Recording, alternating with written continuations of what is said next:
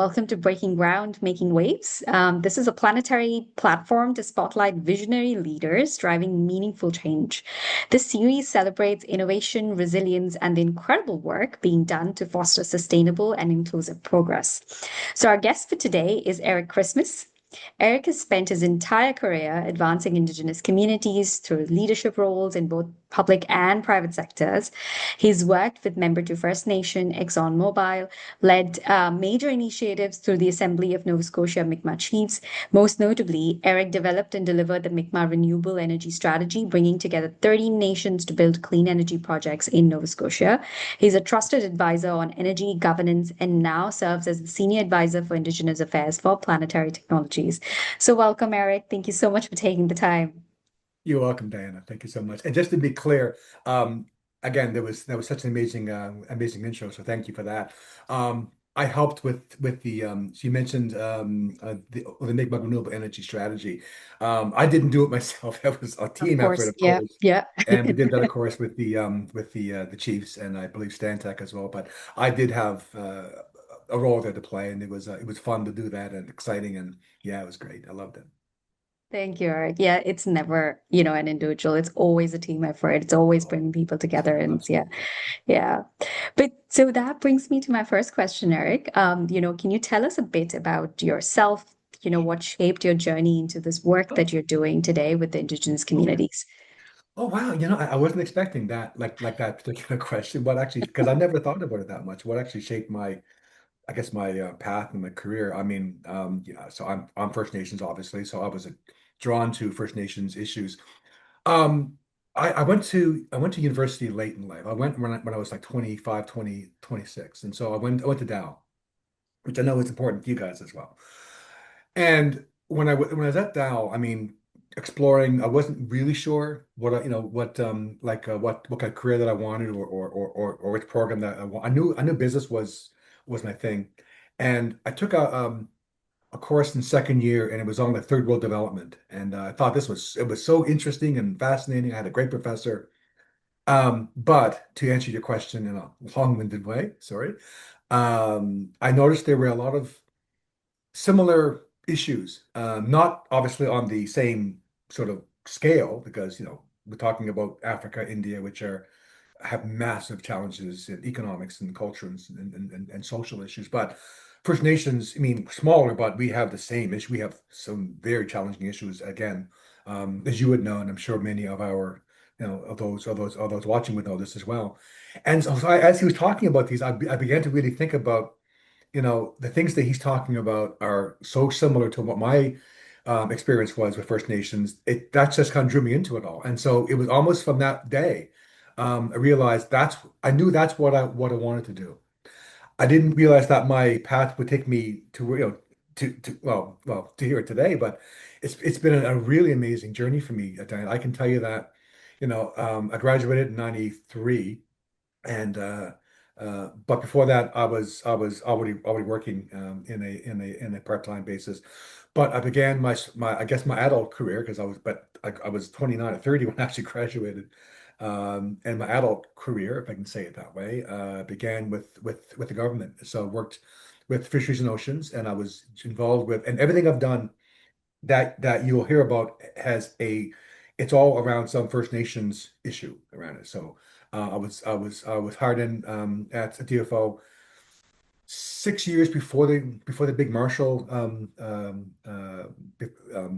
the program the Marshall program, which is this big fisheries program. It's a long story. I won't go into it, but essentially recognizes First Nations fishing rights, and the way that they sort of worked themselves around that issue was that rather than giving us the rights to fish, which we've always had, they Mm. said if you can withhold that for now and not pursue that right with your treaties, we would then give you access to licenses and vessels and money for training. And so the First Nations in the Atlantic received hundreds of millions of dollars in access, in vessels, assets, training dollars, investigative dollars to look at processing. So it was a massive amount of money invested um, um, you know into it, and then it basically became our biggest sort of sector.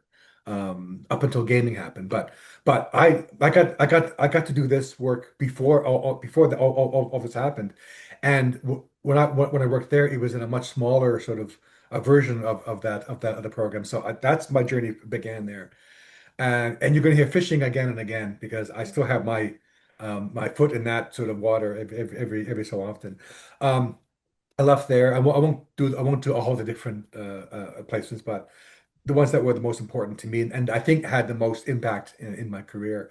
I worked with ExxonMobil, not because I mentioned not because it's a big company, which is a known company. That's not the reason why I mentioned it.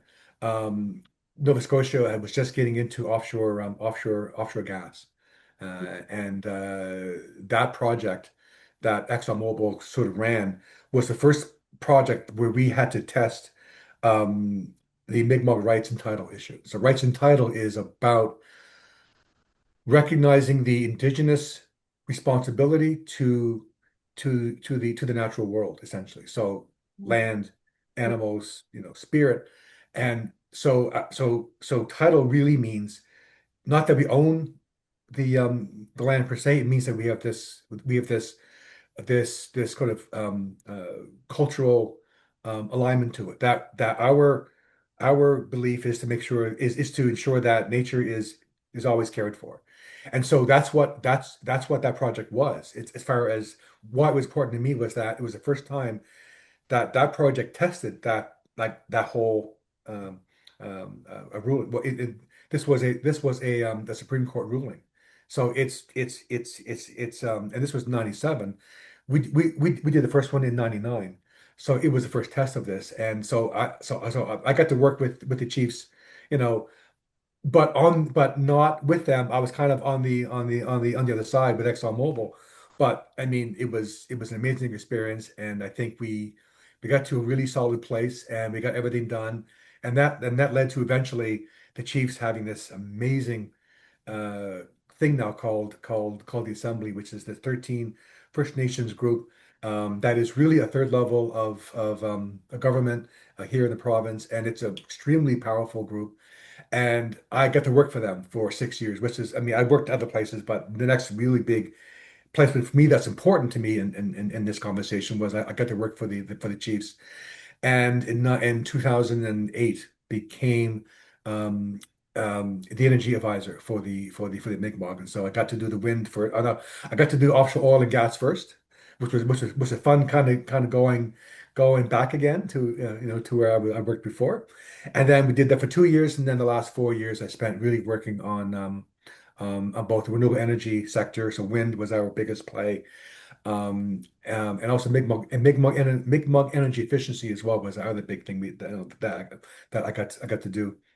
So that's what I really cut my teeth on that particular job because I got to meet many companies. I got to know the technology, and again for wind, I got to understand the economics of it and the dynamics of the whole thing and how it all works between the corporate sector, commercial players, the government sector, First Nations.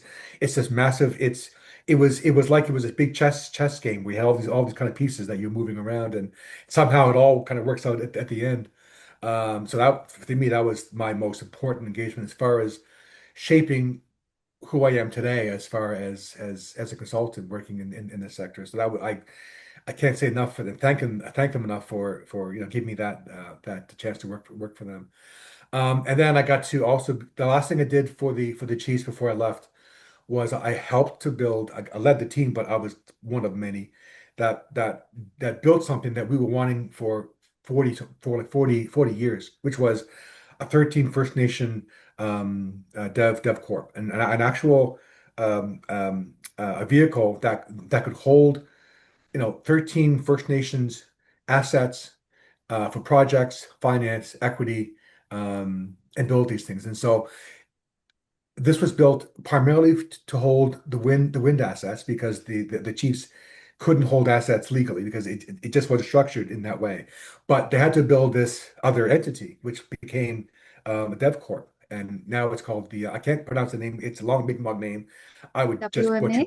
it, but it's now called of the WMA. So the WMA. WMA is a 13 First Nations um, a corporation run by but here's the cool thing about it was um, it's run separately. So it's run at arm's length from the chiefs. And so the chiefs have no real influence over it other than to make sure that it's being run properly and it's doing what it's supposed to do.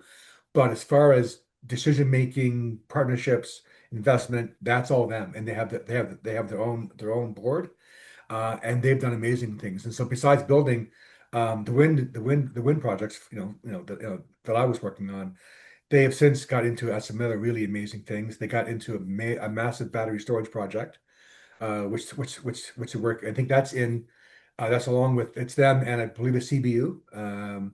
I can't pronounce the name, but it's the Verschuren. I can never pronounce it correct. It's the Verschuren Center for I believe energy and CBU is a great university.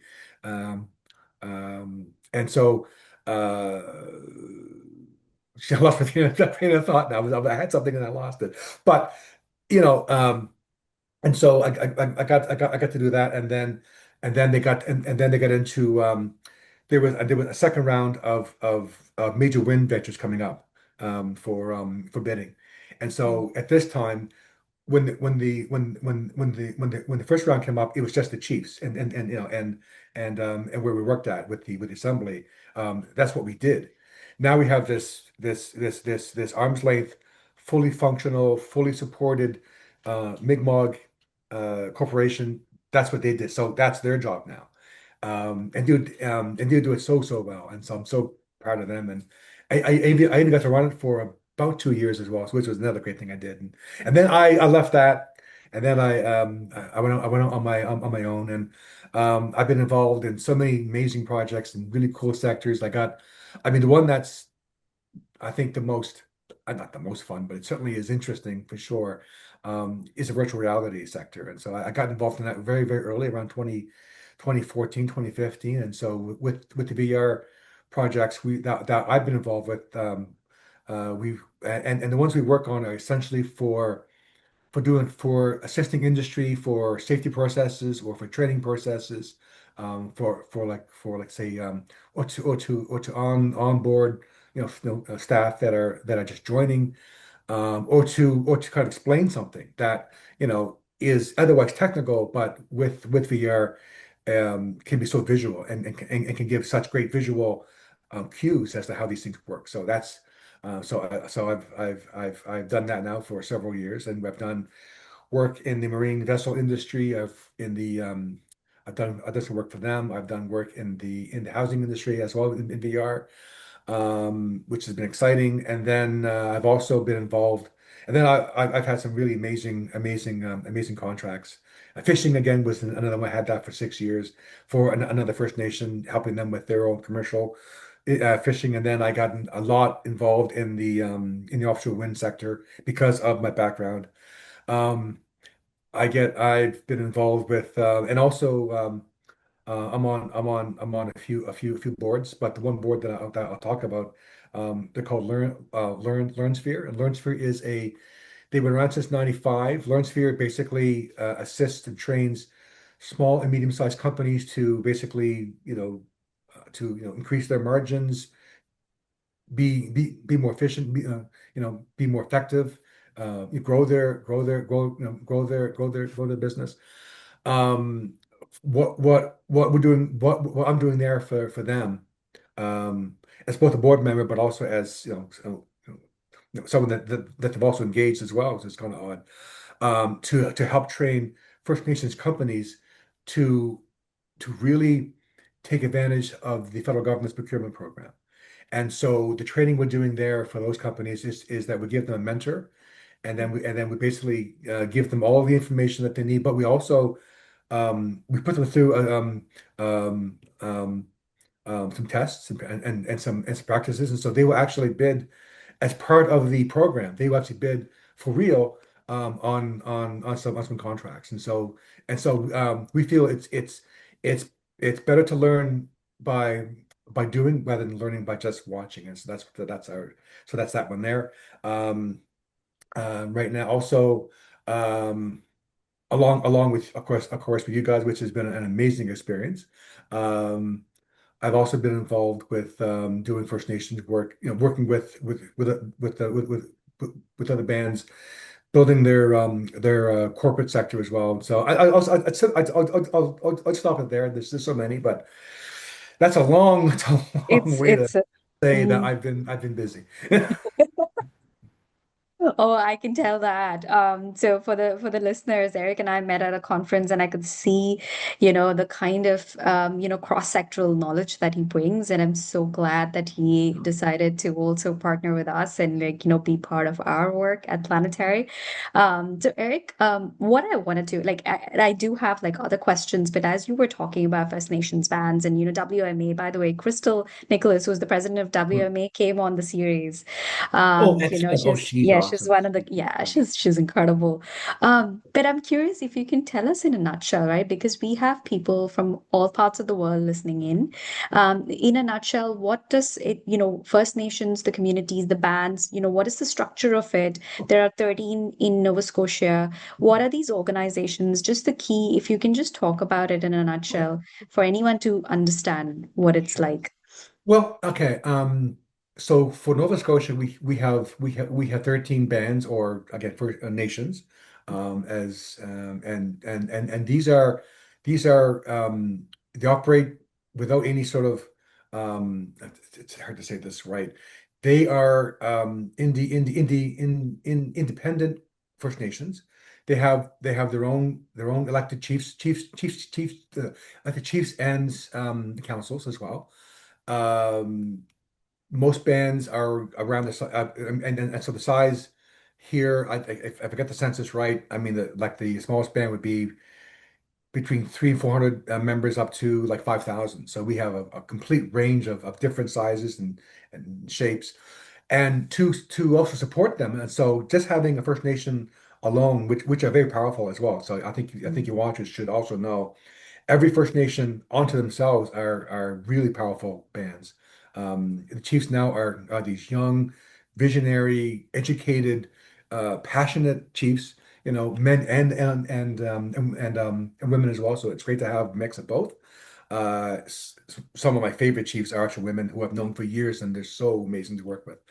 Um, and then to assist them, I mentioned before that I worked for the Chiefs, what's called the KMKNO, Gulmud Mal Gluzawagan. I can say that one right, but to spell that it's a long thing, but it's basically referred to as the KMK.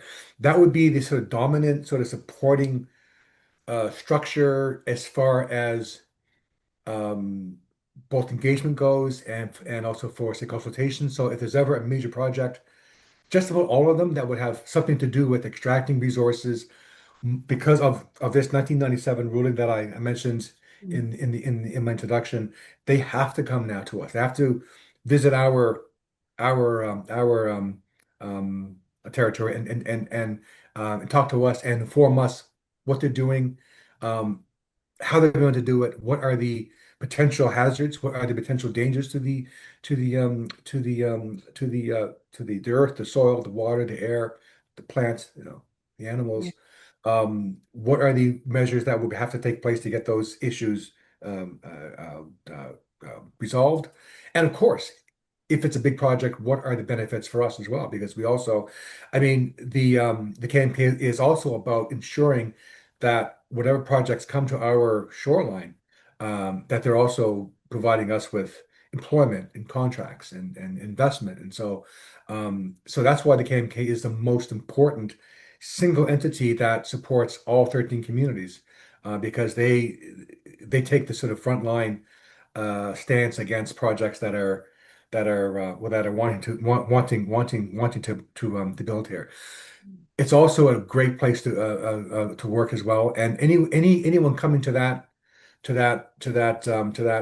site looking to build something here are going to find amazing professionals, are going to find, passionate people, uh, really, really patient as well, but also very much focused on making sure that whatever that you're doing or whatever that someone else is doing, that it's being done correctly, and that their benefits are going to be cured. And the benefits will also come to us as well. So that would be one of many things that that's important. But also, the 13 bands of First Nations are also involved in health and in business, education as well. So they would have several, again, independent structures like the KMK, which all would have the board, and the board is always the chiefs. And so for say education, we have there's a specific one just for that just focuses on the kind of on the sort of on the grades primary to 12, and that's all that they do is that their role is to ensure that all of the Mi'kmaq schools are being obviously supported well, and that they're getting everything that they need, resources, things that they would need to like to teach our kids. We have other supports, like for example in say business, for example, and it's a long story. We can have a podcast on just this alone, but and it's a long story to tell, but borrowing money in First Nations has been historically a challenge for us. Today it's different, which I'll get to that as well. But historically, borrowing money, if you're First Nations, either a band or if you're a band member looking to open up a business, a storefront, or something, whatever you're doing, if you approach a bank, the banks at that time had a very different view of us, mainly because we didn't have assets that we could give them to support the loan. And it's a long story, but basically, if you are a band member and you have a home on the reserve, that home cannot be used as equity, because it's really owned by the home is owned by the band itself, but that person is a resident of that home, but they can't use that to borrow money. So because of that and other reasons, we had to have a separate um, indigenous entity that can then service that need. And so with Onaweg, which is a Atlantic-based uh, uh, center that basically provides loans that doesn't require the kind of equity thresholds that say banks would need. In fact, um, in many cases, I've actually worked there for a year. In some cases, they don't even require equity. They just need to know that what you're doing is sound, that the person doing it is qualified and has the right expertise, the passion, the will to make these things work.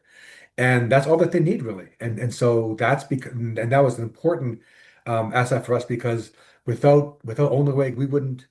I don't think that we even be here today, because that was a great way to kind of start for both First Nations businesses and for those that are members, building like that foundational um you know thing that we needed to build things like this, on that. So that's just a few of many examples that we have to support the bands as well. But yeah, but basically the structure is that we have elections. Usually it's once every 4 years now. It used to be 2 years, but now it's 4 years for most. Um, and then we have councils and chiefs, and we have and then the and then band, every band has a staff, a CEO, or say band manager, and then they have and the directors that way, and then the directors for health, education, business. So it's kind of run. I mean, almost like any other kind of government, but it's obviously First Nations government, and so there are some differences there as well. But yeah, Yeah, yeah. that's us. That's Thank you. And if you could also touch upon, significance of the CMM as well as UINR and SEPI, it'd be great. Yeah. Well, so CMM and also UNSI, which is UN, UNSI, are what's called tribal councils. And so a tribal council, it's the same thing in the sense that it provides support services to their member First Nations. The difference is it's not all of them. And so, like I say, for example, here in the province, we have 13 First Nations, five in Cape Breton, which is the northern part of the province, and then there's eight on the mainland. So CMM is a tribal council for the mainland First Nations. So for eight First Nations, they will represent and they will support those eight First Nations. And they've and CMM has grown from I used to kind of meet with them back, back in the 90s, and it was so different then than it is. I mean, today they're this like, they are this behemoth, they're this massive, amazing entity that is just powerful and strong and vibrant and great. Um, but their primary objective is to support their eight member First Nations in those things that they can support them in a like collective way. The five Cape Breton bands are supported by the Union of Mi'kmaq Indians, and so no, the Union of Nova Scotia Mi'kmaq. I can never, it always changes, but essentially it's its own tribal council as well. Does the same thing. It's again very, very powerful. The difference with them is they're a bit different. They would be or they have been the most dominant entity that was helping us drive some of um, the major kind of court challenges that we've had. So Marshall, Simon, some of these major court cases, which all went to the Supreme Court, came from this tribal council. So they have some amazing lawyers there, and so they kind of got that stuff started. And they've maintained that kind of thing about them that they are still the kind of dominant legal resource that we go to. But like with the CMM, still works with the five bands and helps them, supports them in the things that they do as well. So it's great. Yeah, yeah, and for the audience, we've been engaged with the CMM and a lot of other entities, including Ulueg and I know yeah, Seppi, we SEPI mentioned and Seppi as well. UNR. And if anyone wants to know more, I mean, Eric has led that whole process with CMM, visiting our site. It was just I mean, it It was was fun. incredible. It It was a was good so day. much A fun. good day, I would say. Yeah, absolutely. Yeah. And so you mentioned Seppi, and I know that I want to talk about this eventually as well, Yeah. which is the two-eyed seeing. But Yes. Seppi is again, I don't know Seppi that well. They're fairly new. The Badura Lakes, which are some of the most beautiful lake systems, I think anywhere in the world. But it's in Cape Breton, and it's so the Badura Lakes are this kind of centerpiece for the island, and it's this amazing, very large, vibrant watershed. And Seppi is a so I believe it was like 10 years ago that UNESCO declared it to be this like this major site for that gets the recognition, but also protection as well. So SEPI I believe, was formed um, because of that. So SEPI's role is to sort of make sure that the Burial Lakes are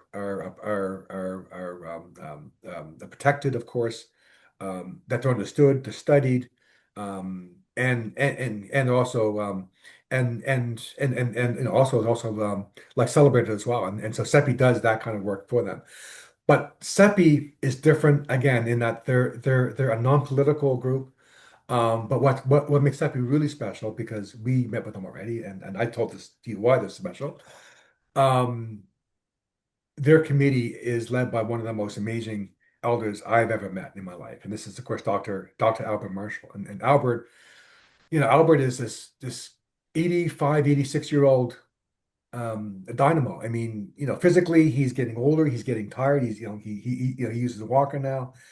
But his mind is still extraordinarily sharp. Just I remember having a meeting with them on this other um, a project, and the questions he was asking me and to my colleagues were extreme, like really like super technical questions, like questions I would expect that say someone that's in say, engineering would ask. And I was really surprised at the depth of knowledge that this man has on it seems everything.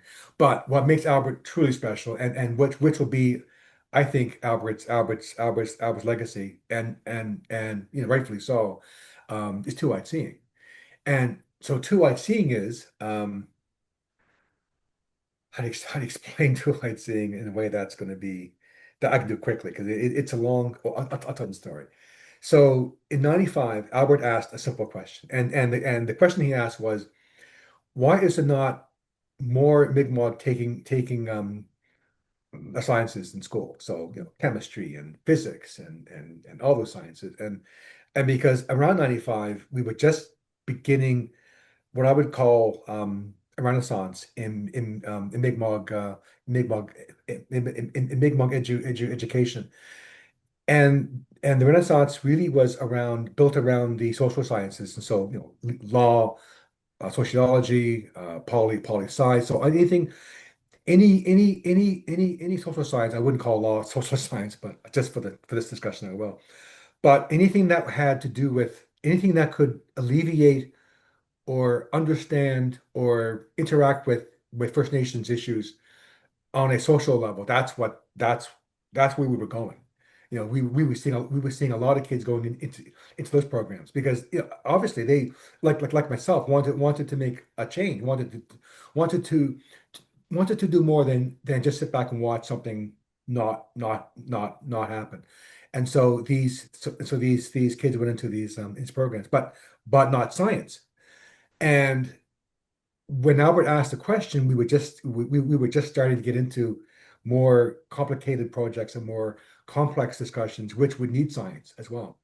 And so that's why he asked the question. And the answer that came back to him was because you have to answer the question if you ask it. Um, what Albert found out was that he said that actually we're more into science than even we actually realize we are.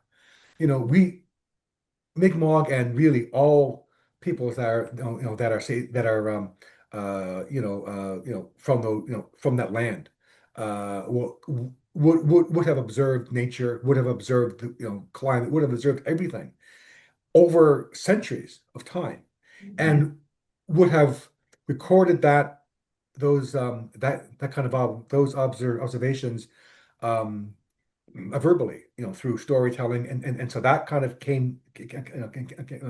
that was all kind of passed down. Mhm.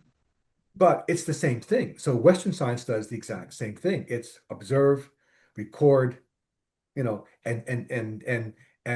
try to understand what you're seeing. It's the same thing, except Western science would use Western scientific tools like chemistry or physics or something like that. Whereas we would just use, not just use, but we would use, I think, a real powerful tool, which is just observing change over and understanding why that change is in fact happening. Um, just by just observing, working with, working with the like with nature.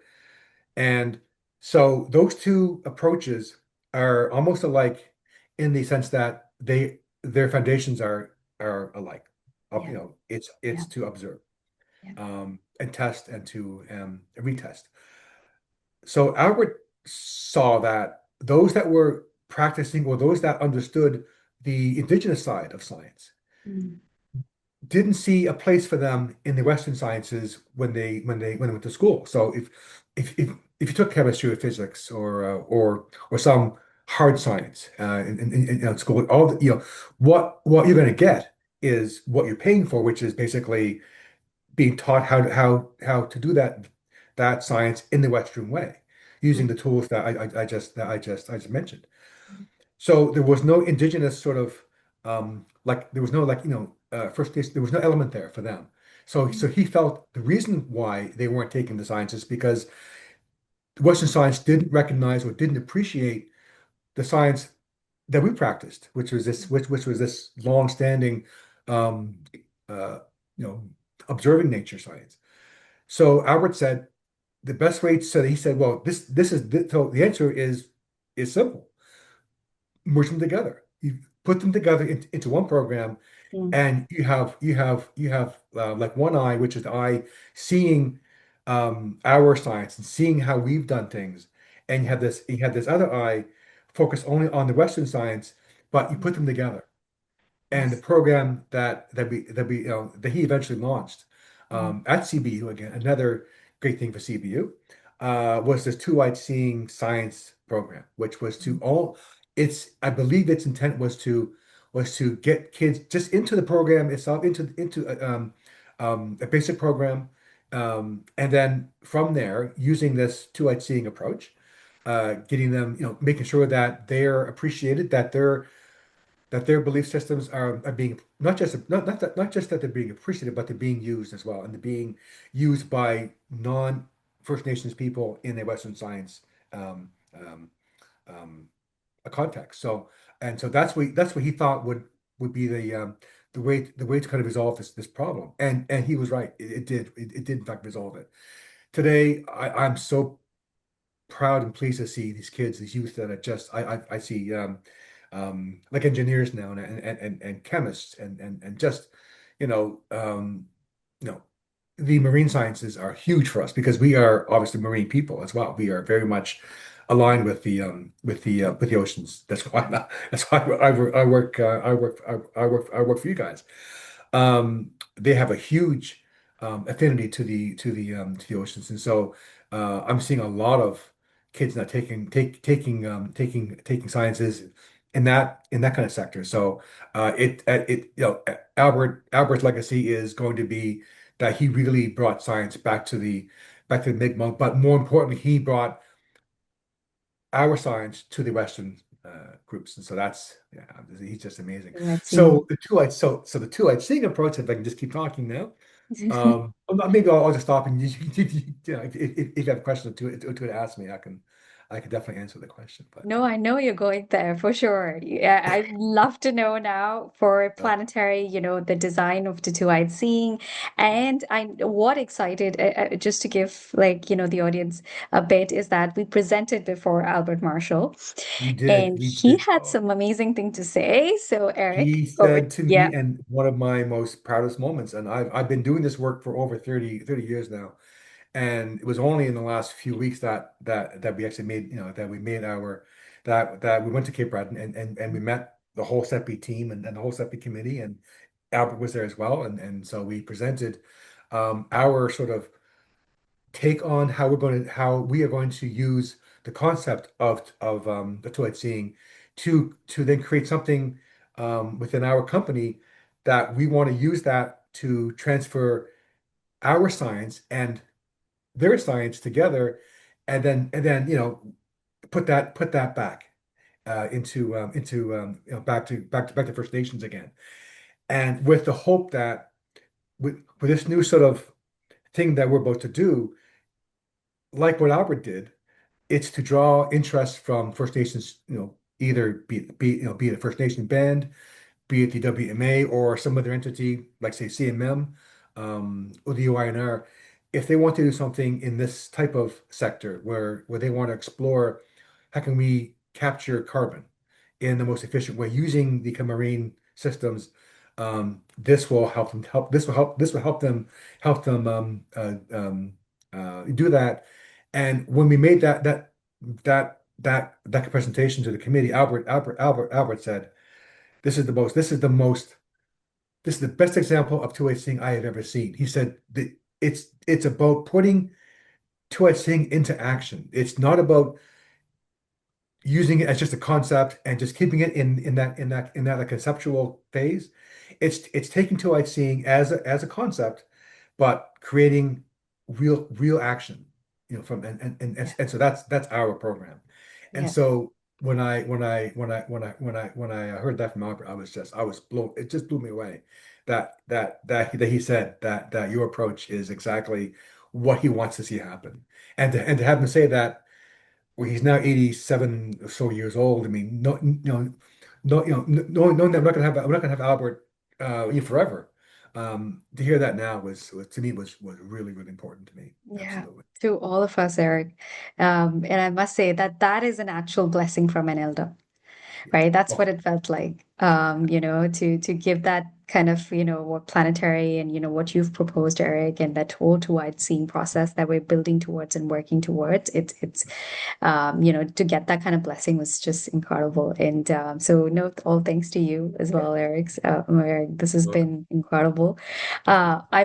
I honestly have a lot more questions, but I Okay. think maybe we should do a part two. Sure. That sounds good to me, Diana. Sure. Absolutely. But You bet. thank you so much. This has been fantastic. And, I loved it. we It's will been fun. talk again soon. We Thank will. you.